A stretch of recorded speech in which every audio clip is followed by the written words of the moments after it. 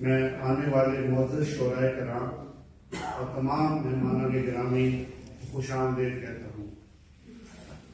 میں اس مشاعرے کے منتظم اعلیٰ ظہور اسلام جاوید صاحب کا خاص طور پر مشہور ہوں۔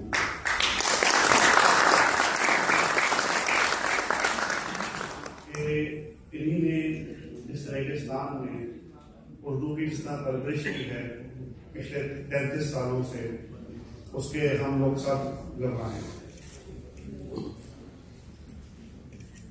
میں اس سے پہلے بھی 2007 سے 10 تک ابوظہبی میں رہ چکا ہوں، تو میرے لیے یہ شہر پرانا نہیں، نیا نہیں پرانا، اور ان کی ظہور اسلام جاوید صاحب کی کاوشوں کی وجہ سے اردو زبان کی بہت ترویج ہوئی ہے یہاں پہ۔ احمد مسیح کیا خوب فرماتے ہیں کہ وہ کرے بات تو ہر لفظ سے خوشبو آئے، ایسی بولی وہی بولے جس سے اردو آئے۔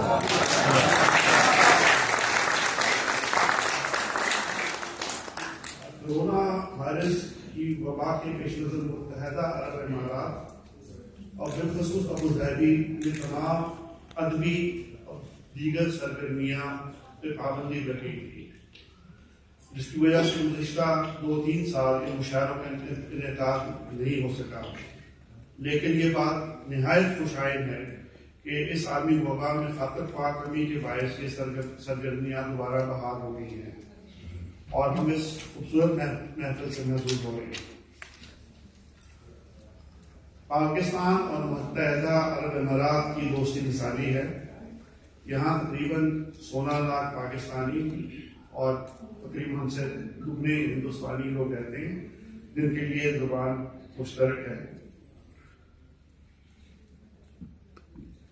اور یہاں 16 لاکھ سے زائد محب وطن پاکستانی بستے ہیں اور اپنے خون پسینے کی کمائی سے نہ صرف اپنے خاندان کی مالی معاملت کرتے ہیں بلکہ قیمتی زر مبادلہ ملک کو سال کر کے وطن عزیز کی معیشت کو مضبوط کرنے میں اہم کردار ادا کرتے ہیں۔ اس سلسلے میں دونوں شرف ایکسچینج اور نیشنل ایکسچینج والوں کا مشکور ہوں کہ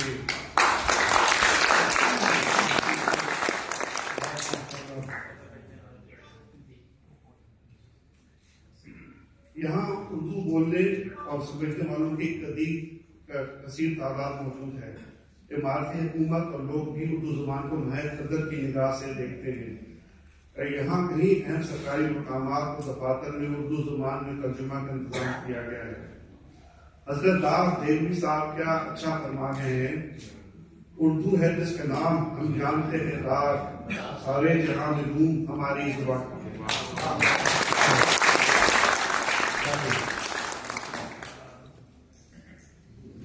دیار خیر میں بھی تہذیب و ثقافت اور اقدار کی احیاء اور اردو زبان کی ترویج کے لیے اردو مشاعروں کا بہت بڑا کردار ہے۔ اپنے ملک کی ثقافت اور قومی زبان کے فروغ کے ساتھ یہ ادبی محافل نوجوان نسل کی تربیت میں بھی اہم کردار ادا کرتی ہے۔ جو پیغام شعر کی صورت میں نوجوانوں تک پہنچایا جائے اس کے دورست اثرات مرتب ہوتے ہیں۔ یوں تو شاعری دنیا کی ہر زبان میں ہو رہی ہے، مگر مشاعری کی روایت صرف بر صغیر میں ہی ہے۔ یہ روایت اردو زبان سے محبت کے فروغ دیتی ہے۔ مشاعروں میں شرکت سے شاعروں کے کلام سے نہ صرف سامعین محظوظ ہوتے ہیں بلکہ زندگی کے حقائق سمجھنے اور سلجھانے میں آگہی ہوتی ہے۔ ہمیں اپنی قومی زبان اردو کو مزید فروغ دینا ہے اور اپنے علاقائی زبانوں کے ساتھ ساتھ اردو زبان کی ترویج کے لیے اپنی انتھک محنت کرنی ہے۔ جاوید صبا کے شعر میں آپ سے درج چاہوں گا کہ ایک ہی پھول ہے جس سے جب پھولوں کی خوشبو آئے، اور یہ جادو سے آئے جس سے اردو آئے۔